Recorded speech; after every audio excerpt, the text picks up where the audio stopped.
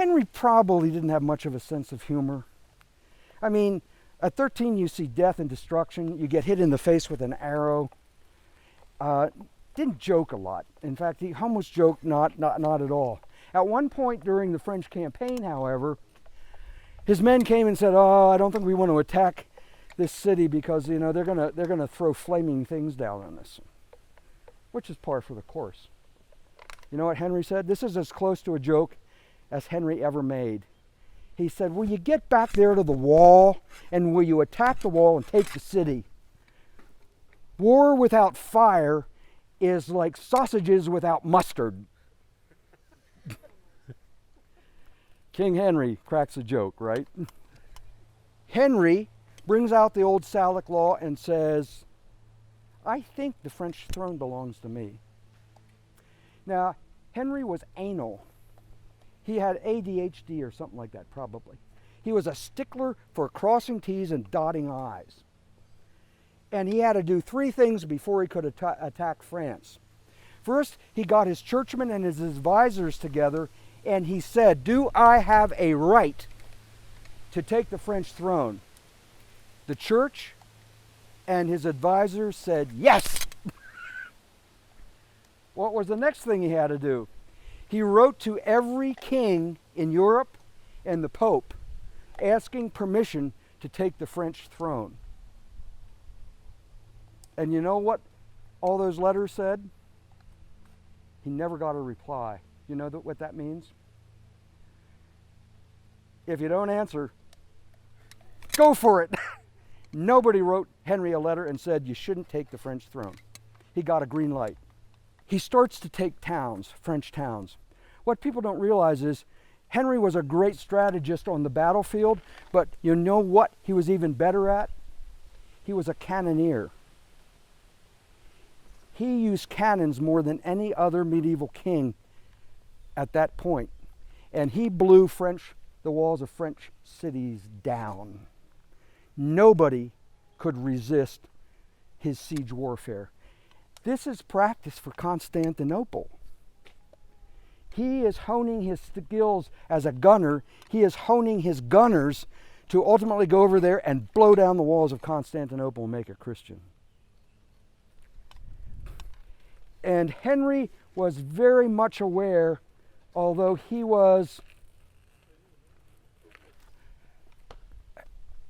knew when to use pomp and circumstance. Did you ever hear of bonum, verum, and pulchrum? Truth, beauty, and goodness? The pomp and circumstance that kings use to impress people, Henry was very well aware of. He basically usually wore very dark colors, and he wasn't very fancy. In fact, when he was leaving for France, a Frenchman saw him and his brother, and he laughed at Henry, and he said, "He looks like a priest. What can this guy do?" His brother, who was in armor, now that's a guy to be afraid of, but this guy can't do anything. Look at how mild and meek and humble he is. They found out. And Henry, at times, would dress in cloth of gold from head to foot to impress people. And he had two swords made that were bigger than this. They were 8 feet tall. They're still around. They are on display in London. And when Henry took a city and the city opened the gates to him, 2 guys with 8-foot swords would walk into the city in front of him to show you had to have money to have this kind of stuff made. You had to have the money to be able to pay a swordsmith to make these big swords. Right off the bat, he impressed totally. Then he would ride in. And the message that he gave, if they hadn't realized it before when he was attacking them, they realized what this guy was all about when he walked in with those swords. That was a symbol. There's nothing like the symbol of the sword in the Middle Ages. Nothing except the cross. And of course, this is the symbol of political and social power, and this is the symbol of the faith, right? Nothing like this in the history of Western civilization. Nothing meant as much as the symbol of the sword and the cross. The French chroniclers and the English chroniclers say the French had 160,000 men. This is obviously an exaggeration because medieval man was not so much interested in numbers as truth. So the difference between 12,000 guys and 160,000 guys, the truth is the French had a lot more guys than the English did. And that's all they were interested in telling whoever was reading the chronicle, right? It looks like maybe the French had 30,000 men. 12,000 to 30,000 men. The stinker here was almost all of the French army were noblemen on horseback, on war horses, and in armor. A lot of Henry's men had dysentery, and a French herald comes and says, if you surrender, well, don't be stupid, just surrender. And Henry says, no. You can let me go to Calais and I'll go home because my men are in terrible shape and we don't want to fight. But if you force my hand, we will fight. And of course, the French with those numbers were very confident of what was going to happen. Agincourt. Okay. French, Henry. There's a forest like in between them, right? And the forest kind of bows a little bit. So the French are waiting on horseback the day of the battle, and Henry is pretty far down and his flanks are open. This is not good. This means he's not only outnumbered, but if somebody gets behind his line, they're just going to roll that line down and everybody is almost going to die, right? So the first thing Henry does is he shocks his army totally and completely. He gets off his horse.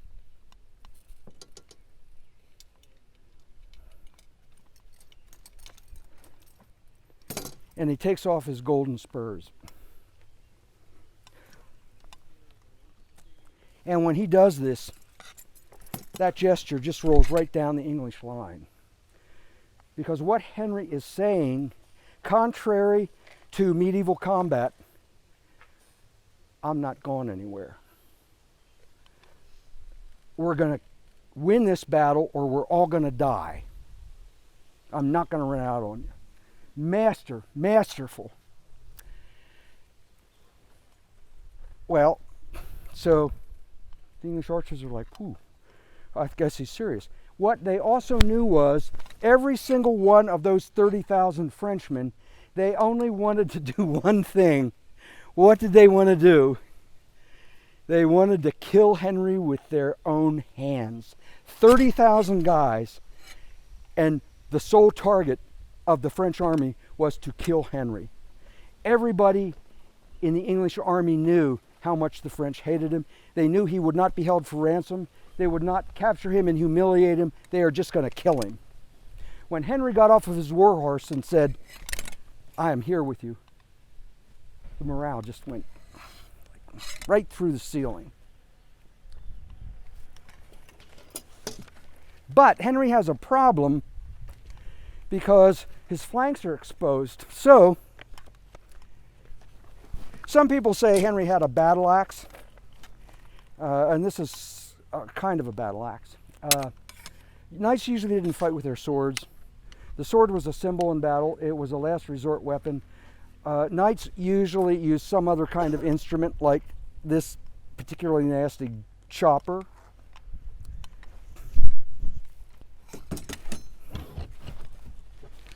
Or a mace, or an axe. One chronicle says Henry took an axe in his hands. Flails. Flails are dangerous because they're as dangerous to you as they are to the other guy, right? Because if you swing this around and you don't keep your arm at arm's length, and what's going to happen? You're going to brain yourself, right? No good. No good.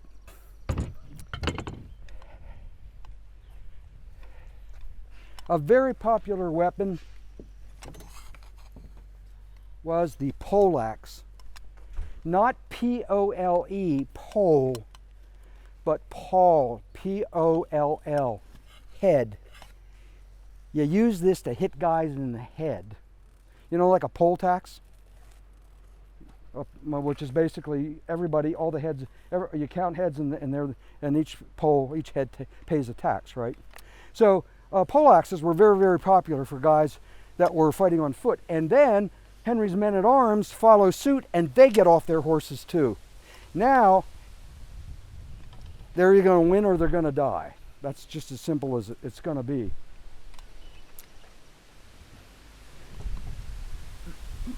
The wealthy men had plate armor from head to toe.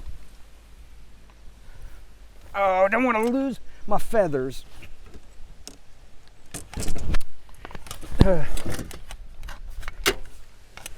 The bassinet was the weapon of choice. It had a removable visor. For some reason or other, the English did not like to wear visors. So Henry probably fought the battle with an open-faced helmet. Here's the great bassinet, which didn't have a mail collar. It had a built-in gorget, right? Now, when you're wearing armor, a helmet, you have to make up your mind whether you want to see and breathe or have more protection and not see very well and not breathe very well, right? An experienced warrior would make up his mind whether they're going to fight with a visor or without a visor. The English, for some weird reason or other, usually fought without visors. The other weapon that they might use is a long sword. There were long swords, which a knight usually carried by his saddle, or there were arming swords, like this one. This is one of my favorite swords because it is a replica of a sword now in Westminster Abbey that they say was Henry V's. It's a very small sword so that you can fight on horseback with it. Somebody comes up beside you.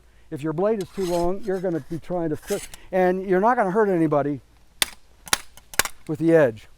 This has a very stiff blade, so what you're going to basically try to do is get that blade in between the pieces of armor and or whatever, right?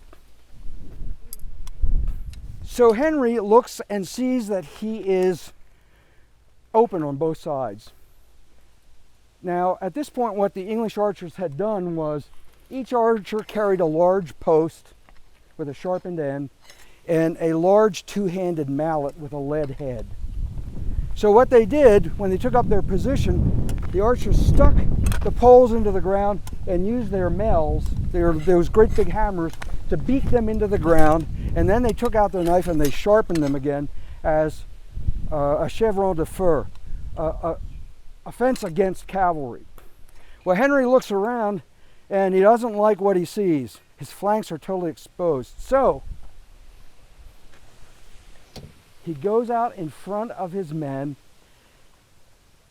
I didn't know this term was around in 1413. According to the chronicles, he looks up and down the line and he says, "Come on, fellas! Come on, fellas!" And he walks 300 yards towards the French. And the French are like gobstopped. It's like, what? This guy doesn't have any knights. What is he doing with all these commoners? He dares to be aggressive against the flower of French chivalry? This man is out of his mind. Henry brings his army up to where the forest on both sides cover his flank. And then the archers go through it again. Stick those posts in, pound them in, and sharpen them up. The French still stand there and wait. By the way, if you have any questions, let me know. How are we doing? Not too bad, not too bad. Now the archers are where they're going to be. And each archer had a sheaf of 13 arrows in his belt. In medieval England, every archer said basically that he had 13 lives in his belt. He could kill 13 men with those 13 arrows. So before the battle, the archers take their arrows out and stick all 13 of them in the ground where they can get them very, very quickly. At one point in the afternoon, the French finally decide to attack. But they have tried this before at Crécy and Poitiers, fighting against King Edward III and Edward the Black Prince, and they lost both of those battles. So the French nobility, at least a portion of them, probably about the same size as Henry's army, maybe 12,000 knights. They get off their horses, they cut their lances down to spear size, and they start to trudge across the field towards the English. It had rained. The knights were sinking at least halfway up their shin in mud. If you have ever worn armor and you ever try to walk in armor, much less walk in mud, I don't know what they were thinking, seriously. And the rest of the French army just sits on its horses and waits. Well, you get to a point where you're in range. Henry just took his men 300 yards, and now they are going to be within easy range of the French nobility, which is trudging across the field.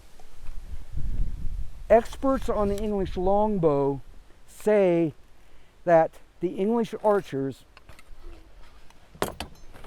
longbows had a pull of 150 pounds. That means that the strength to pull that bow back was like lifting a 150-pound man. They practiced this from when they were young boys, and they have found the bodies of French archers, and they are deformed. This side of their body is like huge.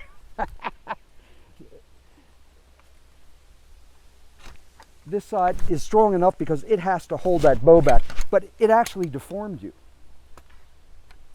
So what the English archers did when the French came within range, there's a great video online of a longbow archer with a 150-pound bow. And when he pulls that arrow in and he shoots it, his body goes with the arrow. It's like he goes like that. He pulls another one, it goes like that. It's really interesting to watch. The English archers, the first arrow shot was still in the air when they fired the 13th arrow. If the English had 9,000 archers, that means that there was a cloud of arrows, 117,000 arrows in the air at the same time, which would literally blacken out the sun. You got 117,000 arrows coming down, and with those odds, those arrows are going to find spaces in your armor. They're going to go through the vision, the oculariums of your helmet. They are just going to be everywhere. It doesn't stop the French. They keep going. But now they've got dead bodies. Now they're not only walking in mud, now they have dead bodies that they've got to get over. There is a theory that as the French line neared the English flanks, or the English army, the French line started to take the shape of an arrowhead. And you know why? Because everybody wanted to kill Henry. And you know what that did to the French line? It destroyed it. Now you not only were tripping over dead bodies in mud, but there were guys who were kind of elbowing in on you to try to get a shot at Henry. And then those guys fall down, and now you got live guys to crawl over. Can you believe, or do you find it hard to believe that the French were exhausted by the time they got to the English line? The night before, so the story goes, like 13 or 15 squires of a French nobleman vowed upon the cross that they would kill Henry. Henry has a bassinet with a crown, and the Black Prince, Edward III's son, the Spanish King Pedro the Cruel, gives Edward the Black Prince this giant ruby from India. I mean, it is that big. Henry has a crown made for his bassinet, and he mounts Black Prince's ruby on the front of his helmet. That ruby is still around. It is in the State Imperial Crown of England. This was owned by some of the greatest English kings, and it seems without a doubt that Henry wore it at the Battle of Agincourt. You know, for fun, this is called an aureole, and you know what it's for? At one point in time, here's a great helm. Knights wore not only their bassinet, but they actually put the great helm over it. The aureole acted as a buffer between the head and the barrel helm. And also, it could be soft armor. If you got hit on the aureole, that big puffy roll of material is soft armor, and it's going to take a little bit of the sting of the blow out. Anyway, Henry is standing in the middle of the line with the red ruby under the lions and lilies of England, and it's hard to say whether those squires got to him or not. There's some people that say maybe the squires didn't exist, but what definitely happened was I call it a saturnalia of blood. For maybe 3 to 5 minutes, those Frenchmen that were there were doing everything they could to kill Henry, who was out in front of his men. They beat Henry's brother to the ground, and Henry stepped out and put his leg over his brother to protect him, and somebody came up and hit him on the side of the bassinet and actually chopped one of the fleur-de-lis off of his crown, beat him to his knees. The French thought they had him, and miraculously, he jumps up and starts killing Frenchmen like nobody's business. He was unbeatable. And when the French saw that, it rippled through the French lines. And that attack on Henry himself was the high water mark of the French advance. And when they found that they could not kill Henry, the heart went out of the French. And then the slaughter began. The archers came out with their mells and their butcher knives, and they started to butcher the French chivalry because the battle was basically over. At that point, some Frenchmen went around the forest, and they came into the back of the English camp. Now, nobody knew it, but they weren't really going to fight Henry. They wanted to loot his tent. So, in the middle of this incredible hand-to-hand combat, somebody comes up to Henry and says, "We're being attacked from the rear." Henry can only do one thing. He already has a lot of French prisoners. He says, kill them. If they arm these guys, the prisoners in the back, and we get trapped between two lines of Frenchmen, we are dead. And for the first time in the Agincourt campaign, his men, his archers, look at Henry and say, "Oh no, we're not going to kill those guys. We're going to hold these guys for ransom." This is how they made their money. They captured noblemen, and the noblemen paid for their freedom. Henry is astonished. So he looks at his personal bodyguard of hand-picked archers, and he says, "Kill them." And they start to butcher the prisoners. And as soon as they find out that the attack from the rear is not an attack, the butchering stops. But there were prisoners killed.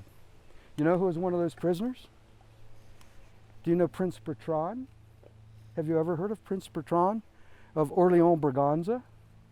One of those prisoners was the Duke of Orléans. Prince Bertrand is not a fan of Henry V. And needless to say, the Duke of Orléans, I think, spent 10 years at least in the Tower of London. But you know what? He wrote poetry and everybody liked him. And it was, I don't want to say it was like a vacation, a home away from home, but he was not treated badly. He was treated with respect and honor, but 10 years away from home is a long time. So, the butchering of the prisoner stops. The French line falters, falls back. There are some very, very weak attempts at cavalry to come in on the sides. But, short of 117,000 arrows, that still leaves a lot out of 1,000,000 arrows. So the archers fall back and they just shoot the French cavalry to pieces. The battle almost ended when they couldn't kill Henry. Anything after that was... a lot of people say, well, the English archers were butchers. They went into and nobody says, no, they didn't, because they didn't want their ransoms to go away. Postmodern historians love to paint Henry V and his men as somewhere between Adolf Hitler and Napoleon Bonaparte. They love to take the warrior image and make him... I read a biography. I mean, you just wouldn't believe it. I mean, you'd think Henry ate babies. I mean, this was one of the most flagrantly biased or prejudiced history books that I have ever read in my whole life. And even people that read the Shakespeare play say, I have friends who teach Shakespeare, and they say, well, look at what Shakespeare's having Henry say. Shakespeare didn't like Henry either. Oh. Right? So in this day and age of pacifism and feminism and psychoanalysis, Henry's name is mud.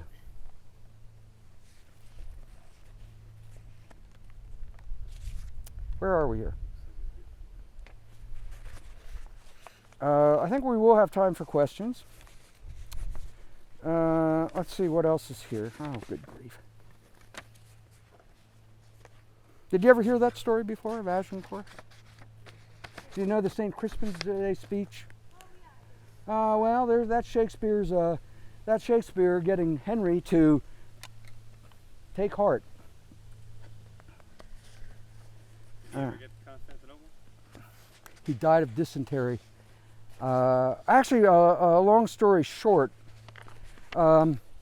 he didn't, because after Agincourt, there was a peace treaty. I need suspenders or something, right? I can't.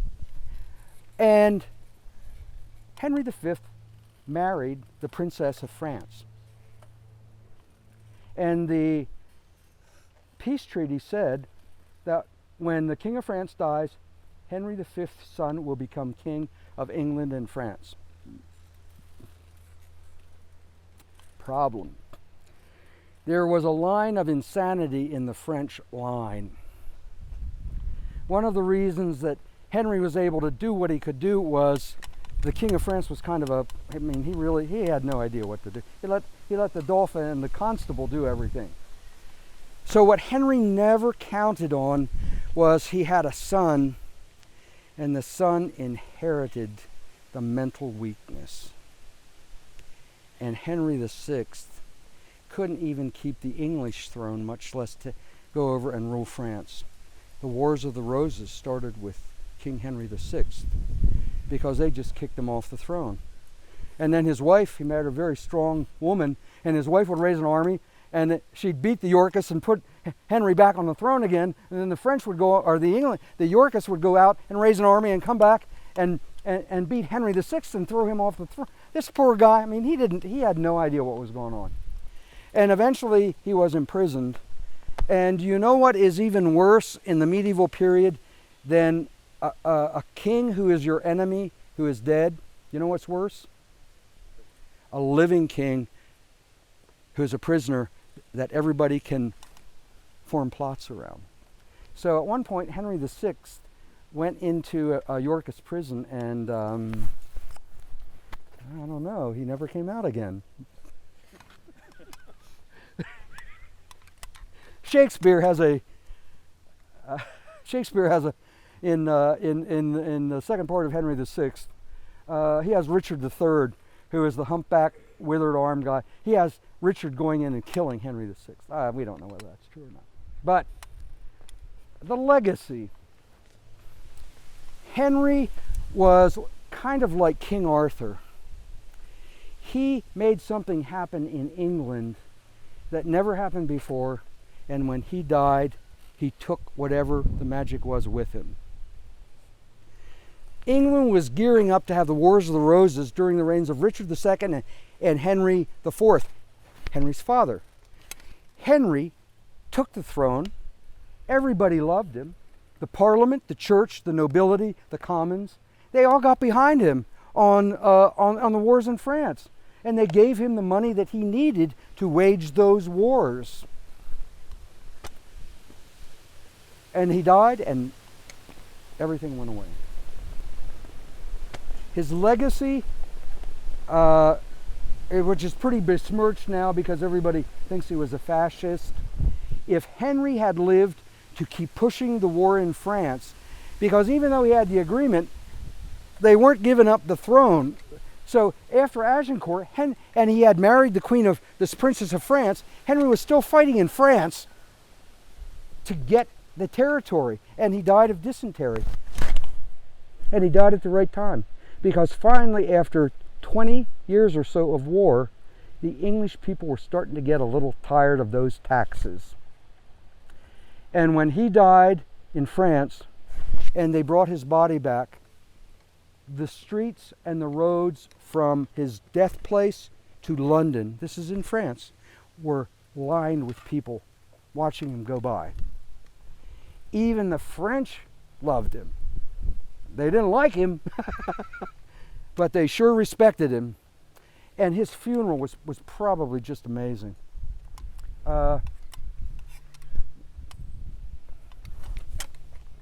One interesting thing, and then we'll take questions. So we have a play, Henry V, which has been made into a variety of movies, some good, some bad. And Henry's reputation will probably ultimately bounce back. One of the things he became very famous for was when he would mine the walls of a city. He not only blew the walls down with his cannon, but he had engineers and miners dig down, dig over to the foundations of a city wall, dig through that, and support the wall with timbers, and then set the timbers on fire, and the wall would cave in, right? At one point, at one siege, Henry jumped on his war horse, and he went down into one of the mines. We think of mines as being these little things. This mine under the city wall was so big that Henry went down on horseback and engaged in hand-to-hand combat with the governor of the town, who was also on horseback. Can you imagine fighting 30, 40 feet underground, 30 or 40 feet, 50 feet from the entrance, with just torchlight?